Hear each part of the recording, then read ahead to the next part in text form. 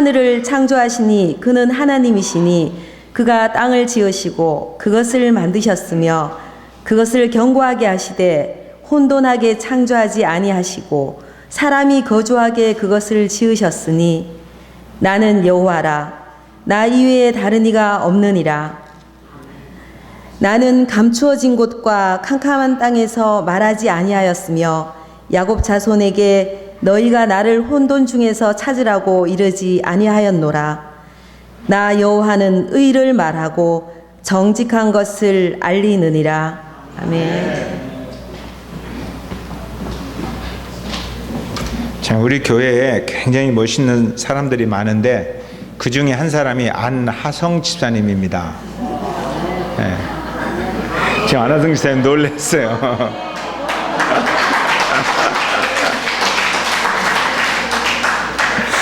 근데 우리 안하성 집사님이 교회 밴드에 매일 아침마다 성경 구절 한 구절씩 올리는데 월요일에 의를 위하여 박해를 받는 자는 복이 있나니 천국이 그들의 것임이라 이런 말씀을 올렸어요. 의를 위하여. 여러분들 박해 받으세요? 핍박 많이 받으십니까? 예. 신약 시대를 살았던 사도행전 교회들, 이 교회들은 이 잘못된 세상을 향하여 하나님 나라의 올바른 진리를 선포하다가 엄청난 박해를 많이 받았습니다. 스데반은 돌로 맞아 죽었지요. 그가 죽을 때에 아버지여 저들의 죄를 용서하여 주옵소서 저들은 알지 못합니다. 그러면서 죽었어요. 그런데 그분을 바라보던 많은 사람들이 예수님을 닮았구나. 참 저분 예수님을 닮았구나. 그런 이야기를 했습니다. 베드로도 감옥에 많이 갇혔지요. 매도 맞기도 하고. 근데 그가 어느 날 로마에서 박해받는 사람들을 피하여서 가고 있을 때 주님의 음성을 들었어요. 그것을 영화로 만들었는데 그 영화가 코아바디스라는 영화예요. 코아바디스 도미네 주여 어디로 가시나이까. 박해받는 현장으로 가는 예수님의 음성을 듣고 그가 로마로 가서 주님의 길을 따라가서 십자가에 거꾸로 못 박혀 죽었다는 그런 이야기가 우리에게 들려옵니다. 우리는 베드로를 바라보면서 참 예수님의 길을 따라갔고 참된 제자로서 예수님을 닮았구나 그런 이야기를 합니다. 바울은 늘 매를 맞고 고통을 당했고 박해를 당했어도 그는 내가 사나 죽으나 그리스도를 가장 존귀히 여기기를 원하노라. 내 몸에 십자가의 흔적을 지녔노라. 어떻게든지 주님을 닮아가기를 애썼습니다. 주님을 닮아가기를 힘쓰는 사람들, 예수님을 닮아가는 것을 힘쓰는 그것을 가장 큰 소원으로 품은 사람들을 우리는 그리스도인이라 그렇습니다. 어때요? 여러분들은 예수님을 닮아가기를 원하십니까? 박해를 받더라도? 오늘날은 박해가 사실은 별로 없습니다. 아침 11시까지 11시 좀 전에 와서 예배를 드려야 된다. 그래서 들어오기 전에 아침에 일찍 일어나서 굉장히 힘쓰지요. 그것을 박해라고까지 말하기는 좀 그렇죠. 그 고난도 못 견디는 사람들도 많이 있긴 있지만 그러나 나 11시 전에 가서 좀 준비해야겠다. 그것을 고난이다, 박해라고까지는 말하지 못합니다. 우리 교회 또 부평에서 오시는 분도 있어요. 저기 용인에서 오시는 분도 있고 김포에서 오시는 분도 있는데 참 거기서 오시려면 아침 얼마나 빨리 일어납니까? 힘들지요. 그런데 그것을 박해다라고 말하기는 좀 그렇죠. 좀 힘들지만 사실 오늘날에는 그렇게 박해가 별로 없습니다. 오중섭 안수집사님이 그때 안양성 형제가 남겨놓은 성경 구절 밑에다가 불의를 보고도 참는 것이 미덕인 세상이기 때문에 오늘날 좀 박해가 없는 것 같다라고 반성합니다. 그런 글을 써놨는데 제가 아주 격하게 공감을 했습니다. 불의를 보고도 아무렇지도 않게 그냥 참는 것이 미덕인 세상. 교회가 육신의 정욕과 안목의 정욕과 이생의 자랑을 가지고 살아가는데도 당신 그렇게 살면 잘못 사는 것입니다 라고 말을 안 하고 그렇게 말을 하려다 보니까 자기도 그렇게 사는 것 같아서 말을 못하고 목사도 그렇게 딱 말하면 다른 교회로 옮길까 봐 그냥 그렇게 살면서 주님의 이름으로 축복 많이 받으면서 사세요 하고 적당히 얼버무리면서 넘어가는 이러한 일 때문에 박해가 없는 게 아닌가 생각이 들어요. 신약시대의 사도행전 교회는 주님을 위해서 모였습니다. 주님의 이름을 높이기 위해서 모였고, 주님의 말씀을 듣고 순종하기 위해서 모였고, 주님이 가는 길을 가기 위해서 모였습니다. 이러한 교회를 방문하면 주님의 이름이 드러나고 주님 앞에 굴복하는 제자들이 많아지고, 때때로 박해가 오기도 하지만 예수님처럼 살고 싶다, 이런 사람들이 가득 찼어요. 신약교회는 그렇게 살았습니다. 근데 오늘날 교회를 이렇게 보면 교회 안에 이렇게 살고자 하는 참된 제자도 좀 있지만, 그러나 내가 힘드니까 위로받고 싶어서 모이고, 외로우니까 같이 친구들 사귀려고 모이기도 하고, 또 힘드니까 주님의 이름으로 좀 도움 좀 받아서 문제도 좀 해결하려고 모이고, 가만히 보면 그런 것이 나쁘다는 게 아니라 자기에게 집중되어져 있는, 자기에게 집중되어져 있는, 예수님처럼 살고 싶다, 그것보다도 어떻게 예수님의 도움을 받아서 우리 자식도 좀 잘 되고 우리 집안도 좀 풍성해지고, 자기에게 집중되어져 있는 그러한 신앙생활을 하고 있지 않나, 그런 생각을 합니다. 그래서 예수님처럼 살고 싶다, 이런 생각은 조금 하고, 내가 정말 잘 되고 싶다, 이런 생각은 좀 많이 하고, 그런 사람들이 많지 않나. 여러분들은 어떠세요?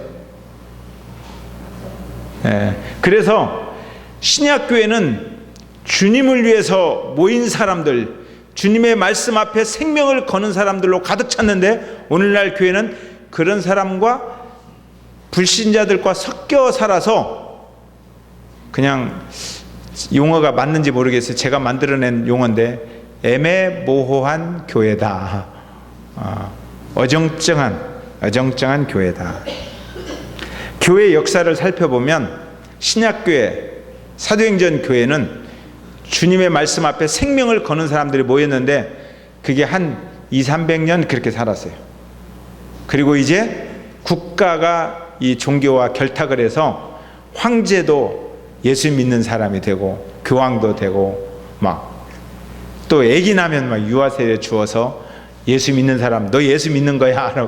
자기가 신앙 고백도 안 했는데 막 예수 믿는 사람 다 만들어 놓고, 그렇게 하면서부터 교회가 극도로 타락했습니다. 교회의 관심은 바로코 로로코 그 건물 양식을 따라서 위대하고 휘황찬란한 역사의 길이 남을 만한 건물을 짓는 데 관심을 집중을 시켰고, 그리고 성직을 매매하고 돈 주고 어떻게든지 성직이 되고, 돈 주고 성직을 매매한다는 말은 성직이 희생하고 섬기는 성직이 아니라 좀 괜찮고 권력을 좀 누릴 수 있는 성직이라는 사유적인 인식이 생겼다는 거예요. 그렇게 하고 사제들이 독신주의를 주장하다가 성적으로 타락하고, 죄 용서를 빙자해서 헌금을 강요하고, 이러한 삶을 살면서 사도행전적인 그러한 신앙의 형태, 교회를 애매모호한 교회로 만들어버렸습니다. 애매모호하다, 애매모호, 우간다어로, 아프리카로 뭐라고 해요? 긴가민가하다 그래요. 일본말로는 아리까리하다 그래요. 중국말로는요, 갸우뚱하다 그래요. 갸우뚱한 교회들. 그러니까 이렇게 교회들이 타락하니까 이 교회의 권력 앞에 저항하는 사람들이 생겨났어요. 교회는 이렇게 타락하면 안 된다, 사도행전적인 교회로 돌아가자, 신약교회로 돌아가자, 본질을 회복하자 하면서 많은 형제들 이름으로 모이기를 시작했어요. 스위스 안에서, 독일 안에서, 체코 안에서 형제단 교회들이 생겨나고, 그리고 종교 개혁자들이 생겨나고, 교회 안에서도 교회를 저항하면서 바꾸자, 목숨까지 걸고, 본질 회복을 위해서 그들은 목숨을 걸었어요. 초대교회는 하나님의 말씀을 전하기 위해서 목숨을 걸었고, 훗날에 타락한 교회들을 향하여 본질 회복을 위해서 생명을 걸었어요. 그렇게 교회들이 본질 회복을 부르짖었고, 우리 침례교회도 그러한 교회들 중에 하나입니다. 저항하면서 본질 회복을 부르짖으면서 교회가 생겨났어요. 그래서 침례교회 별명이 성경을 사랑하는 사람들이란 별명을 가지면서 교회가 태동되었어요.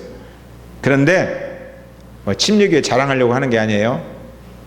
오늘날 그렇게 종교개혁을 하면서 부르짖었던 수많은 교회들, 그 교회들을 살펴보면 여전히 웅장한 대형교회 건물을 짓는 일에 총력을 기울이고, 어떻게 우리 교회가 부흥되어서 어떻게 멋있는 교회를 이 땅에 이름을 날리면서 세워질까, 여기에 총력을 기울이고 있고, 신학박사 학위를 목회자들이 돈으로 사고 있는 사람들이 많고, 그래서 돈 주고 논문 표절했다 뭐했다 막 그런 뉴스도 나오고, 자녀에게 세습하며 물려주려고 하고, 세습이라는 말이 왜 나왔겠어요?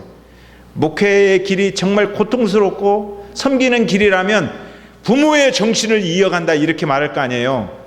근데 목회를 바라볼 때에 목회가 권력을 쥐고 있고 그러한 부를 누리고 있다 하니까 세습이란 말이 나오는 거죠. 세습하려고 하고, 가까운 이웃교회, 우리들이 그토록 저도 존경했던 목사님과 큰 대형교회에서는 교회 장로님하고 목사님하고 주먹질이 오가서 목사님의 눈탱이가 새파랗게 멍들어서 찍은 사진이 인터넷에 떠다니고, 저도 봤더니 정말 새파랗게 퉁퉁 부어서 멍들어 있더라고요. 그 전에 제가 존경한다고 했던 목사님인데, 정말 하나님 앞에서 회개하면서 잘못을 잘못이라고 말해야 되고 본질을 떠난 모습에 저항하는 교회들이 있어야 되는데, 정말 그러한 교회들이 많아졌으면 좋겠어요. 본질을 떠나버린 교회들을 향하여 저항하면서 신약교회, 사도행전 교회를 그리워하는 그러한 교회들이 이 땅에 많아졌으면 좋겠습니다. 그러려면, 본질로 돌아가려면 하나님이 보여야 돼요. 예수님을 닮아가려면 누가 보여야 돼요? 예수님이 보여야 돼요. 근데 예수님이 어떻게 우리 가운데 오시느냐, 어떻게 보여지느냐? 갑자기 뒤에서 빛이 쫙 비치면서, 제 뒤에서 영광스러운 빛이 제 머리에 비치면서 주님이 그렇게 오시는 게 아니고, 형제의 눈동자 속에서, 형제의 삶 속에서 예수님의 모습이 보여야 된다 이거예요. 내가 지체의 손을 잡고 오늘 반가워서 교제하면서 형제의 손을 딱 잡았는데, 형제의 삶의 모습, 그 손을 통해서 예수님의 그 사랑의 손길이 전해져 와야 된다는 거예요. 예수님이 보여야. 사랑한다는 이야기를 할 때 형제의 눈 속에 맺힌 눈물방울, 주님이 나를 사랑하셨다, 십자가의 피로 그 사랑으로 새겨서 나를 사셨다, 이 이야기를 들으면 감격스러워서 내 눈에 눈물이 맺히는 그런 눈물방울을 통해서 주님의 사랑을 보는 교회. 사랑의 빛이 너무 많이 져서, 내가 사랑의 빛을 너무 많이 져서 어떻게 하면 당신을 섬기며, 어떻게 하면 예수님을 나누며, 어떻게 하면 예수님의 정신으로 살아갈 것인가, 이런 이야기들이 풍성한, 이러한 이야기들을 목말라 기다리는 교회, 이러한 교회가 되어야 본질을 회복할 게 아닙니까? 아멘? 하나님을 정말 더 알고 싶습니까? 정말 예수님을 닮아가고 싶습니까? 정말 형제의 눈동자를 통해서 예수님의 모습을 보고 싶습니까? 하나님 말씀을 들으면 어떠한 일이 있어도 그 말씀 앞에 순종하고자 하는 그러한 마음들이 있습니까? 이러한 질문 앞에 아멘! 이렇게 고백할 수 있어야, 그래야 좋은 교회예요. 가끔 보면 이런 말씀 앞에는 아멘 안 하고 다른 아멘 안 해도 되는데 아멘 하는 교회들 많더라고요. 이사야가 하나님 말씀을 외치던 시대에도 하나님의 성전이 타락했습니다. 그때 하나님의 성전은 솔로몬의 성전이에요. 금으로 휘황찬란하게 만들어진 정말 멋있는 성전이었어요. 거기에서 예배를 드리며 노래하며 손들고 찬양하며 그들이 모였어요. 그런데 그들의 지도자와 그들의 눈에 가난한 사람들이 보이지 않았습니다. 자기 말을 할 수 없는, 다시 말하면 자기 목소리를 낼 수 없는 사회적인 약자들, 고통과 외로움 속에 갇혀있는 소외된 계층들, 그들을 살피는 것이 지도자들의 제1의 책무예요. 근데 성전에 모여서 예배하는 그 지도자들의 눈에 그들이 보이지 않았어요. 관심도 없고 보살핌도 없었습니다. 하나님의 이름을 부르는데 이들 속에서 하나님이 계시지 않는다 이거예요. 교회 밖의 이야기가 아니에요. 성전 안의 이야기예요 지금요. 그런데 하나님이 보이지 않는다. 그들을 바라보면 저들이 정말 하나님을 믿는 것인지 하나님을 잊어버리고 사는 것인지 헷갈린다. 이사야가 보니까 그렇다는 거예요. 이사야가 보니까 저들을 보니까 하나님을 믿는 것인지 하나님을 잊어버리고 사는 것인지 나 도통 헷갈린다. 그래서 하나님 앞에 기도했더니 하나님께서 야 저들에게 하나님을 좀 가르쳐줘라 이거예요. 하나님을 알려줘라. 하나님이 누구신가? 하나님이 누구신가를 알아야 신앙을 제대로 할 수 있다 이거예요. 하나님이 보여야. 18절 한번 읽어볼까요? 자, 18절 시작.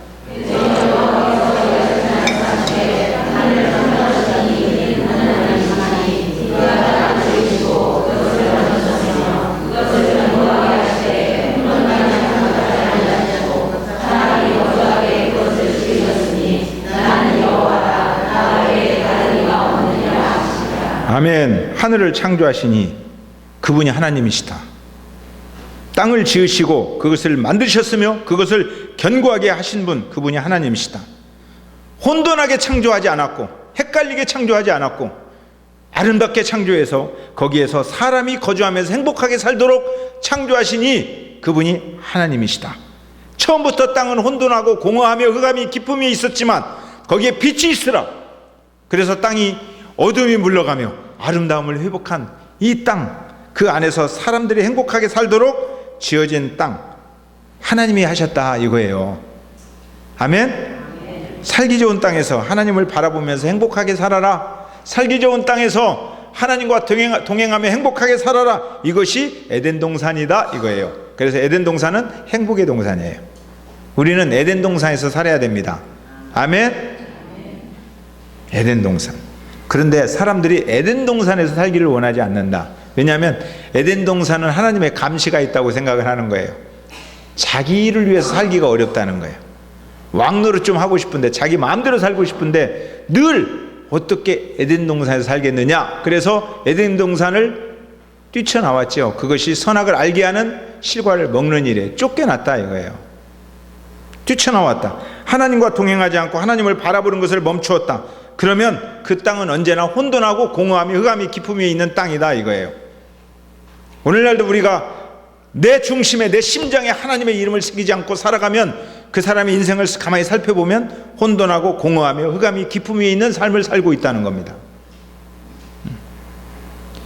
그리고 이러한 모든 혼돈한 것은 사랑의 관계를 깨트리는 거예요. 하나님은 하나님과 우리가 서로 사랑하며 사랑의 관계를 맺고 또 하나님의 사람들이 서로 사랑하며 사랑의 관계를 맺기를 원하는데 이 사랑의 관계를 깨트리는 것이 혼돈이다. 여러분들 관계가 깨지면 혼돈스럽습니까? 누군가를 미워하면 혼란스럽습니까? 예, 사랑의 관계가 깨지면 혼돈스럽습니다. 혼돈하다. 그리고 어려운 우리의 관계를 깨트리는 어려운 환경들이 우리를 혼돈스럽게 합니다. 혼란스럽게 해요. 그 중에 하나 메르스도 우리의 관계를 깨트리는 거잖아요. 메르스 때문에 결혼식도 안 가기도 하고 메르스 때문에 장례식장도 안 가고 메르스 때문에 누구 가서 악수할 사람도 안 가고 그런 현상들이 일어나잖아요. 메르스 때문에 어디 가서 밥도 못 먹고 같이 가족끼리 놀러 가야 되는데 놀러도 못 가고. 그 중에 하나 슬픈 소식이 편지 임종이에요. 들어보셨나요? 10일 전에 있었습니다. 10일 전에. 지금은 메르스의 병에 걸리면 사람 이름도 없어져요. 17번, 27번으로 바뀌어요. 인격도 없어져. 그냥 143번. 그게 그 사람 이름이에요. A씨. 근데 한 A씨 몇 번인지 모르겠는데 그분이 홀로 임종을 맞이하는 거예요. 홀로. 그의 가족도 격리 대상자예요. 하나님 나라 가는데 눈도 맞출 수가 없어요. 그래서 편지를 썼어요. 그 편지가 여러분도 다 읽으셨겠지만 제가 다시 한번 읽어보라고 주보에 딱 올렸어요. 남편이 먼저 이런 편지를 썼어요. 남편이 누구누구 엄마에게 전합니다. 나와 만나 38년 동안 고생도 하고 보람 있는 일도 많았는데 갑자기 당신과 헤어지게 되어 가슴이 미어집니다. 평소 대화하면서 알게 된 당신의 뜻을 잘 새겨서 앞으로 자식 손자들과 살아갈 것이요. 이제부터 호강해야 할 때에 돌아가시니 아쉬움이 너무 큽니다. 이 세상의 모든 근심 떨쳐버리고 천국에서 행복하게 남은 우리들을 지켜봐 주시오. 가난한 집에 시집와서 살림을 일으키고 약한 아이들을 훌륭하게 키워내고 못난 남편 회사에서 큰 책임자로 키워내고 당신과 나의 노후 준비도 잘 진행했는데 이 글은 간호사님을 통해 읽어드리는 것이요. 간호사님께도 감사하고 간호사님이 당신의 임종을 지키며 당신과 우리 가족 모두 간호사님께 감사드려요. 38년 동거동락한 남편. 제가 이 편지를 보면서 아내가 병실에서 죽어가는데 병실 밖에서 이것을 편지를 쓰고 있다면 얼마나 비통한가. 이 사랑의 관계가 이렇게 깨질 수가 있는가. 너무너무 가슴이 아팠어요. 어떤 사람은 대충 뉴스를 봤는지도 모르겠는데 저는 그 뉴스를 보면서 울었어요. 너무 가슴 아파서. 아들이 편지를 써요. 어머니가 지금 저 안에서 죽어가는데 얼굴을 볼 수가 없어. 아들이 편지를 쓰는데 엄마의 숨이 붙어있는 이 순간 아직은 우리의 목소리가 들릴 거라고 생각해. 그리고 엄마의 손이 너무 추워도 우리의 마음은 계속 전해질 거라고 믿어. 그리고 생략하고 얼굴 한번 보여주는 것이 이렇게도 힘들까? 세상이 원망스럽게 됐지만 이제 받아들이고 엄마가 이 순간 편안하시기를 바랄 뿐입니다. 엄마가 이루고자 했던 것들을 다 이루셨어요. 우리가 그건 계속 지켜나갈 테니 걱정 말고 편히 잠드세요. 엄마 외롭다고 느끼지 말아요. 이제 앞으로도 계속 마음속에서 계속 함께 있는 거예요. 얼굴 한번 보여주는 것이 이렇게 힘들까? 얼마나 내 가슴이 아픈지 몰라요. 어머니한테 아들이 자기 얼굴 한번 보여주고 싶은데 보여줄 수가 없어요. 마지막인데. 딸이 이렇게 썼습니다. 지난 날들 엄마 딸로 살아와서 행복했고 앞으로도 남은 날들 엄마 딸로 열심히 살게요. 그동안 엄마가 제게 주신 사랑으로 아이들도 그렇게 사랑으로 키울게요. 엄마 이제 아무 걱정 말고 편안하게 하늘에서 쉬세요. 엄마 사랑해요.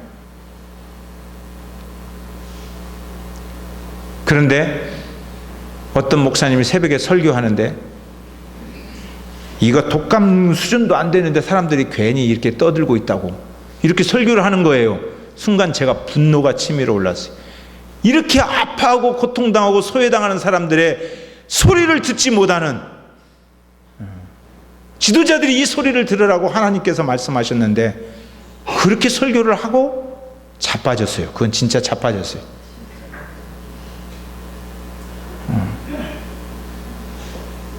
이분은 편지가 낭독된 후 5시간 후에 세상을 떠났다고 합니다.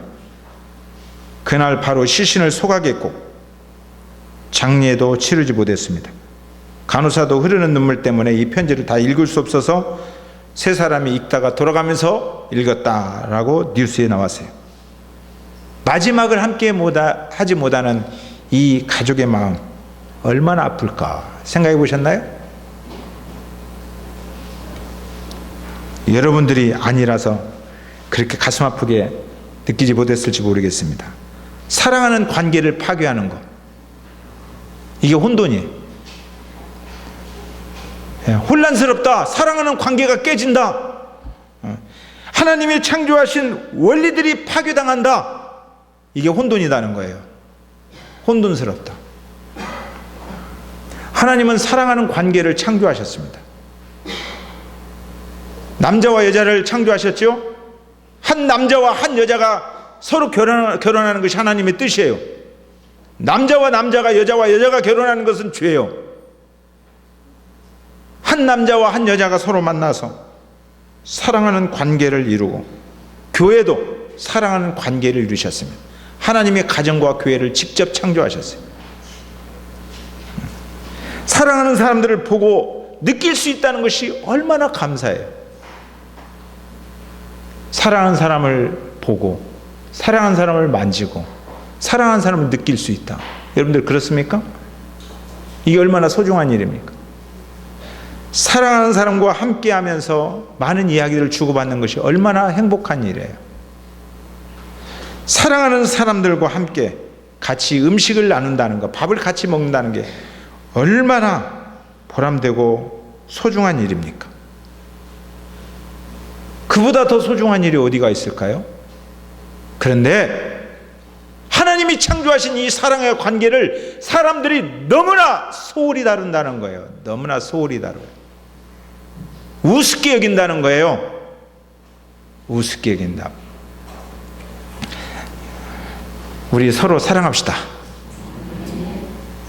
서로 옆 사람 보면서 우리 자주 만나고 자주 느끼고 자주 같이 밥 먹고, 아멘?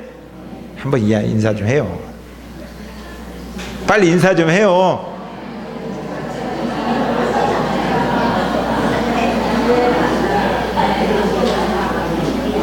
네, 이런 교회가 신약교회 사도행전적인 교회였다는 겁니다. 그래서 사도 바울이 쓴 모든 성경책 뒤편에 보면 그토록 중요한 성경 말씀 속에 무난하라, 무난하라, 무난하라, 무난하라, 계속 그런 글을 쓴 거예요. 이런 교회를 이루라고, 서로 무난하라고, 서로 만나라고. 만나는 것이 소중하고 함께하는 것이 소중하다는 것입니다. 이제 19절 읽어보겠습니다. 19절 시작.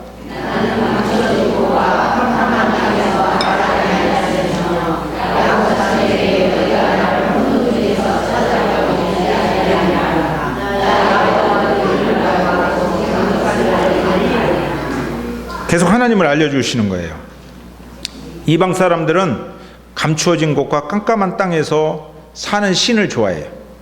그래서 신을 부를 때는 이상한 깜깜한 동굴 가서 부르고 온몸을 막 상처나면서 막 춤추면서 이상한 짓 하면서 신비 가운데서 신을 불러요. 신은 그런 데서 온다고 생각을 하는 거예요. 혼돈 가운데서 이상한 몸짓을 한다. 이단의 특징 중에 하나는 이 감추어진 곳, 비밀이 많아요. 깜깜한 곳, 어두운 곳이 많아요. 비밀이 많다. 그 사람은 좀 문제가 있어요. 항상 그 사람은 약간 혼돈스러운 삶을 살아온 거예요. 여러분들 보세요. 비밀이 많은 사람은 자기가 스스로 알아요. 나는 참 혼돈스러운 인생을 살아왔구나. 그 사람은 비밀이 많아요. 비밀이 많다. 그걸 좋아한다. 나 비밀이야. 왕궁에 가면 비밀 통로가 있잖아요. 그러니까 정치는 항상 혼돈스럽대요. 왕궁에 가면 옛날 비밀 통로가 있어요. 비밀이 많은 곳에서 산다. 참 혼돈스럽다. 우리 주님은 비밀스럽게 오지 않는다는 겁니다. 사랑의 관계를 이루기 위해서 찾아오신 하나님은 혼돈 가운데서 깜깜한 가운데 슉 하고 찾아오는 그런 하나님이 아니라 미리미리 알려주고, 그게 예언이라는 거예요. 미리미리 알려주고. 예언은 하나님을 알려주는 것을 예언이라고 하는 거예요. 괜히 내가 누구 만나서 어떻게 할 것이다, 그건 점치는 거예요. 예언이 아니고 하나님을 알려주는 거예요. 하나님을 미리미리 알려주고 많은 사람 가운데 드러내시고 모든 사람이 이해할 수 있도록 분명한 말씀으로 찾아오신다는 거예요. 하나님은 그렇게 찾아오시는 거예요. 이렇게 찾아오신 하나님의 말씀을 우리는 계시다 혹은 묵시다 이렇게 말하는 거예요. 계시다, 묵시다. 묵시, 계시의 말씀을 살펴보면 그 말씀 속에 하나님의 성품과 하나님의 모습이 담겨져 있습니다. 그러니까 묵시는 하나님을 알아가는 통로다 이거예요. 그래서 우리들이 말씀을 서로 나누어야 서로의 삶 속에서 주님이 보인다는 거예요. 잠언에서 이런 말씀이 있습니다. 묵시가 없으면 백성이 방자히 행하거니와 율법을 지키는 자는 복이 있느니라. 묵시가 없으면 백성이 어떻게 행해요? 방자히 행한다. 방자히 행한다는 말이 뭐예요? 저기 몽룡이 종, 몸종이 방자죠. 방자. 몸종으로 산다 이런 뜻이에요? 방자하다. 다시 말하면 무례하다. 무례하다. 건방지다. 함부로 대한다는 거예요. 저 사람 보면 무례하고 예의가 없어요. 존중할 줄을 몰라요. 하나님을 존중하지 않아요. 하나님의 말씀을 존중하지 않아요. 하나님의 말씀을 우습게 여긴다는 거예요. 방자에 행한다. 하나님의 말씀을 우습게 여기는 사람들 존중하지 않아요. 그러니까 모여서 자기가 잘났으니까 분노가 많고 다툼이 많고 남의 것을 탐하는 자들이 많고 배려하는데도 감사할 줄 모르고 교만하고 가난한 자들의 사정을 알아주지 아니하고 알고도 행하지 아니하고 이런 사회, 백성들이 이런 사회를 만들어 간다는 거예요. 그래서 이 사회가 백성들이 즐거워하지 아니하고 탄식한다는 거예요. 이런 사회, 방자에 행하는 사회가 된다. 왜? 묵시가 없기 때문에. 묵시가 없기 때문에. 그럼 묵시라는 게 뭐예요? 어떤 사람들은 자신의 야망을 주입시키면서 그것을 비전이라고 꿈이라고 해석해요. 이게 묵시다. 묵시가 없으면 망한다. 꿈이 없는 민족은 망한다. 위대하고 높은 꿈을 꿔라. 실은 자기 야망이에요. 묵시가 아니고. 묵시는 하나님의 말씀이에요. 어떤 사람들이 야망이 없고 꿈이 없어서 방자 행하는 게 아니에요. 이 땅을 보세요. 꿈이 많고 높은 곳에 올라가도 방자한 사람들 수도 없이 많아요. 예의도 없고 존중하지도 않고 화내고 자기 마음대로 사람들을 무시하고 이런 사람들이 수도 없이 많아요. 방자에 행하는 일들은 하나님의 말씀을 가르치는 소리들이 적어지는 거예요. 이 땅에 교회들은 있는데 하나님의 말씀을 가르치는 소리들이 적어져요. 비유를 맞추는 소리들은 많은데 또 하나 하나님 말씀 앞에 잘못 살아도 너 잘못 산다. 왜 너는 육신의 정욕과 안목의 정욕과 이생의 자랑에 빠져서 그렇게 사느냐. 이렇게 잘못했다는 소리들이 없어요. 잘못됐다는 소리들이 없으니까 백성들이 방자해진다 이거예요. 누구 앞에? 하나님 앞에. 그래서 말씀을 존중하지도 않고 두려워하지도 않고 무시한다는 거예요. 우습게 여긴다는 거예요. 이번 주에 제가 막 가슴 설레이는 찬양을 들었어요. 근데 제가 찬양이 너무 어려워서 잘 모르는데 지금 찬양하겠다는 뜻 아니에요? 아, 목사님 드디어 노래 한번 하는구나. 아니에요. 근데 찬양보다도 그 가사가 너무너무 좋은 거예요. 그 가사 하나하나가 막 제 가슴에 새겨지는 거예요. 찬양을 듣다가 그 가사를 읽어보다가 이 가사처럼 살고 싶은데 막 심장이 뛰고 그래서 너무 좋아서 몇 사람들한테 문자도 보내고 이 가사가 너무나 좋아요. 이대로 살고 싶어요. 이 가사 조금 들어보세요. 제가 뒷부분만 읽어보겠습니다. 잘 들어보세요. 하나님의 말씀에 두려워 떠는 자. 여러분들 말씀을 들으면 두렵습니까? 들들들 떨립니까? 그 말씀에 생명을 거는 자. 하나님 말씀에 여러분의 생명을 걸고 있습니까? 그런 사람 한 사람 찾으시는 주님의 약속을 믿어. 그런데 얼마나 가슴이 뛰는지. 하나님의 말씀에 운명을 거는 자, 순종하며 주 따라가는 자, 영원한 하나님 나라 이루어갈 주의 교회들이여 일어나라. 딱 그러는 거예요. 아, 제가 가슴이 뛰었습니다. 이렇게 살고 싶다. 주의 말씀은 우리를 구원에 이르게 하는 지혜이니 목숨과 내 뜻 다해 그 말씀에 복종하라. 이 노래를 여러분과 함께 부르고 싶었어요. 근데 저도 어려운데 여러분 얼마나 어렵겠어요? 그럼에도 불구하고 이 가사를 보고 싶었고 이 노래를 여러분에게 가르쳐주고 싶었어요. 우리 이렇게 살아야 된다. 그래서 이익원 목사님에게 목사님 이번에 찬양팀이 특송하는 마음으로 준비하세요. 빨리 부르세요. 빨리 나와요. 나오라고.